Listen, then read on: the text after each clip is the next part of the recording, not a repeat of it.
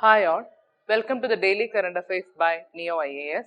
So today on 29th April 2019, our topics are Bharat Stage, then National Commission for Protection of Child Rights, that is NCPCR, then Bangladesh, China, India, Myanmar Economic Corridor, that is BCIM Economic Corridor, then Current Affair Capsule, Map Aided Program and PQRs. So moving to our first topic, that is Bharat Stage. So the Maruti Suzuki, they decided to eliminate their diesel models from April 1st, 2020 when the Bharat Stage 6 emission standard is going to introduce. Okay, so this Maruti Suzuki, they are claimed as India's largest passenger vehicle manufacturer. So they are now deciding to eliminate their diesel models. Then more about the news. The Supreme Court, it has banned the sale and registration of the motor vehicles, conferring the emission standard Bharat Stage 4. Okay, in the entire country from April 1st, 2020. So from 2020 onwards, the Supreme Court, it has banned the sale as well as the registration of this motorcycles or motor vehicles, conforming to the emission standard Bharat Stage 4. Okay, that is the news actually. And about this Bharat Stage emission standards, we can say that there are certain emission standards which are set up by the central government. And their main purpose is to regulate the output of air pollutants. That is especially the hydrocarbons, then sulfur dioxide, then carbon dioxide, etc. So these type of air pollutants from the internal combustion engine and spark ignition engine equipments, including motor vehicles. And it was introduced in 2000, and with the help of appropriate fuel and technology, they will limit the release of air pollutants. So the air pollutants such as hydrocarbons, sulfur dioxide, etc.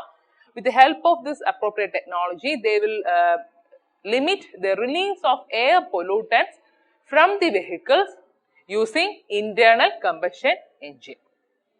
Clear? Then, and India it has been following the European emission norms, and it has also a bit lag of 5 years.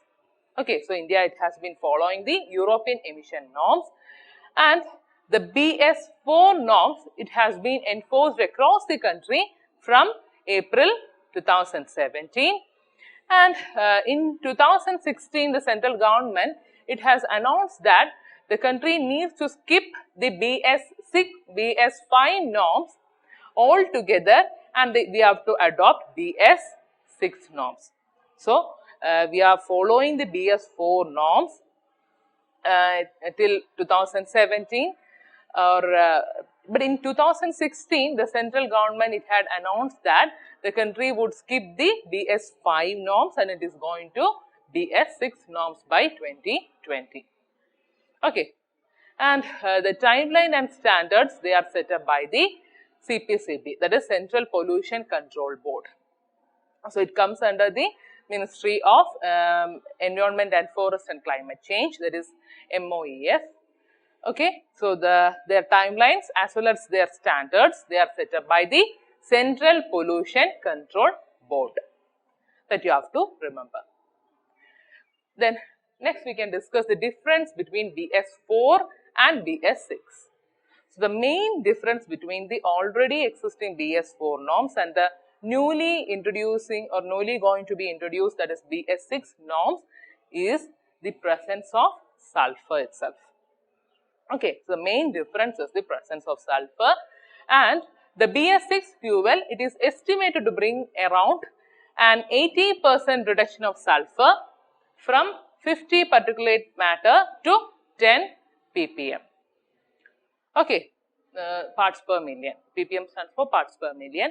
So it is that means reduction of sulfur from 50 ppm to 10 ppm. And also the emission of nitrogen oxides from the diesel cars, it is also expected to come down by nearly 70%. Okay, and the petrol engines, it is coming down by 25%. Okay, and the BS6, it also make on OBD, that is on board diagnostics. And it is so while or when the BS6 norms is going to be introduced, this OBD system will also be introduced, or it will be making mandatory for all vehicles. And what is the main advantage of this OBD system? So the main advantage is that it will inform the vehicle owner or the technician that how efficient the system in the vehicle are. So that is a great advantage actually. Okay. So that's all about first topic. Then the second one is National Commission for Protection of Child Rights. So this NCPCR, it asks the states to bar the sale of Johnson & Johnson baby shampoo. Okay, that's the news actually. And this NCPCR, we know that it is the apex child rights body, and they mainly emphasize the principle of universality and inviolability of child rights. Okay, and they are recognized the tone of urgency in all the child related cases in the country. Okay, and another thing is that they will ensure that all law, policies and programs, they are in consonance with the child right perspective.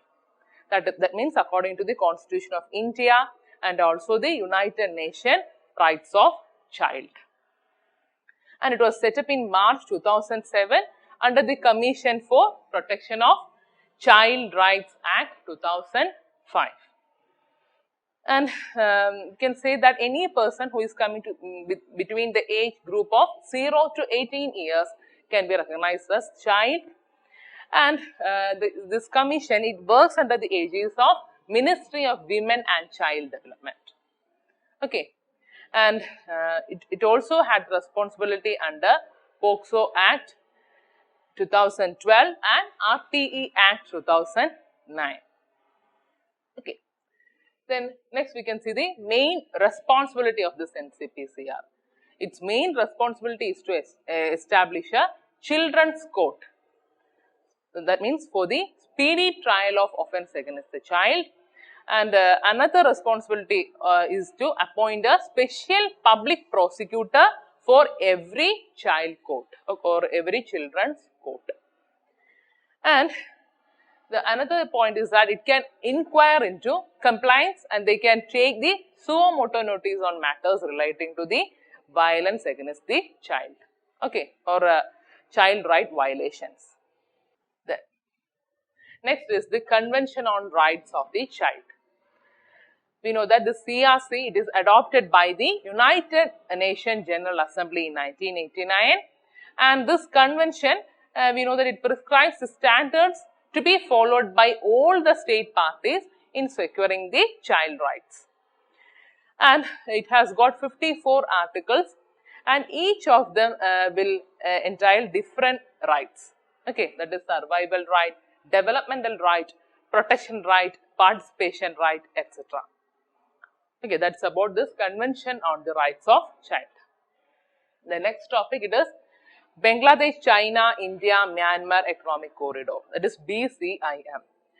Why it came in news is that the Beijing, it has dropped the BCIM from the list of projects which are covered under its $1 trillion connectivity belt and road. Okay, that is the news actually. So about this BCIM, we know that this BCIM, it's BCIM Economic Corridor. It is an initiative for the significant gains through the sub-region economic cooperation with the BCIM. So it's a 2800 kilometer long corridor, and it was started in 1990s. And another thing is that this is a multi-modal corridor, and its main aim is to connect China's eastern city of Kunming with India's Kolkata. Okay, so main aim is to connect the China's eastern city of Kunming with the India's Kolkata through Dhaka in Bangladesh and Mandalay in Myanmar. So here in this diagram, you can see it is connecting from China to India, that is China's Kunming to India's Kolkata by covering the Mandalay of Myanmar and Dhaka of Bangladesh. Okay. And it also proposes to connect Eastern China with South Asia. So we can say that there will be a tremendous increase in the economic and cultural connectivity. And formally, it was endorsed by the 4 countries in December 2013, and it was viewed as a part of One Belt, One Road connectivity project. Clear? So here you can see the picture. And about this BCIM forum, actually this concept of economic cooperation within the BCIM region, it was first developed by a Bangladesh economist. His name was Rahman Sobhan.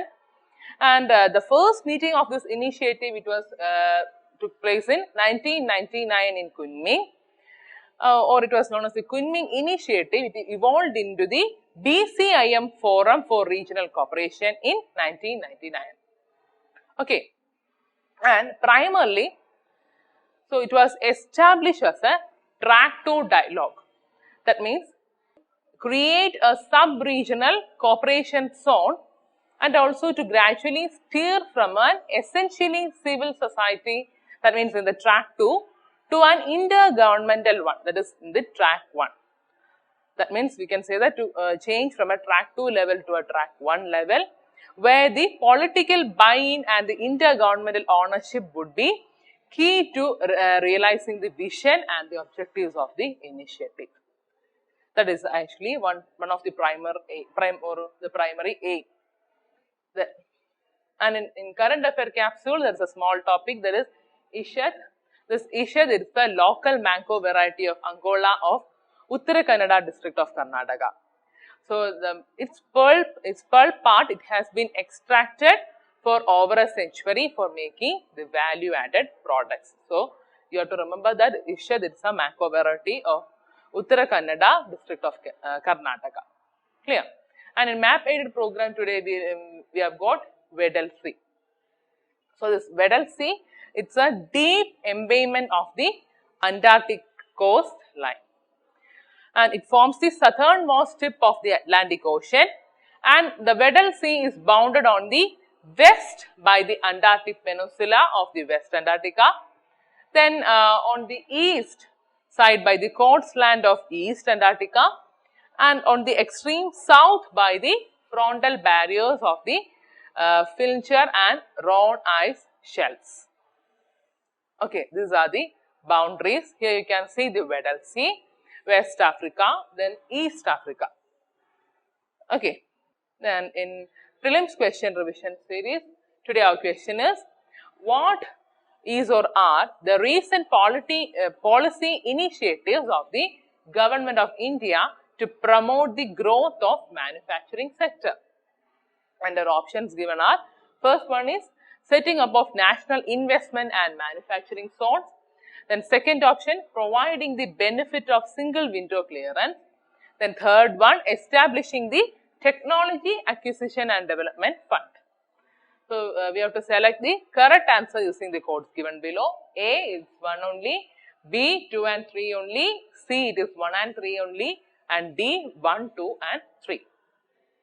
So this is a question we have to identify which all of these options they promote the growth of the manufacturing sector, that we have to identify. So coming to our option, the first one is setting up of national investment and manufacturing zones. So definitely we will be able to understand that anything that is NIMZ means anything, the national investment and manufacturing zone, they will naturally they will promote the growth of manufacturing sector. So such type of initiatives, they are being deployed to develop the growth of manufacturing sector. So we know that first option is there. And the second one, providing the benefit of single window clearance. Obviously, it's the right option. Why? Because the benefit of single window clearance is that the people, they can do group business, and actually it will promote the manufacturing sector. Definitely that's the correct one. So 1 and 2 is correct. Then going to the third option, that is establishing the Technology Acquisition and Development Fund. So even though if you are not if you don't know the third option, first, by understanding that the first and second option is there, directly we can come into our answer. Because only in D option 1 and 2 is there. So, I will explain the third one, that is establishing the Technology Acquisition and Development Fund. Okay. So, the main aim of it is to improve the technological aspects. So, when the technological aspect will increase, naturally what happens? There will be growth to the manufacturing sector. So, the third option is also right. So, our answer will be D, that is 1, 2 and 3. Okay. So, our answer is D. So, that's all for today's session.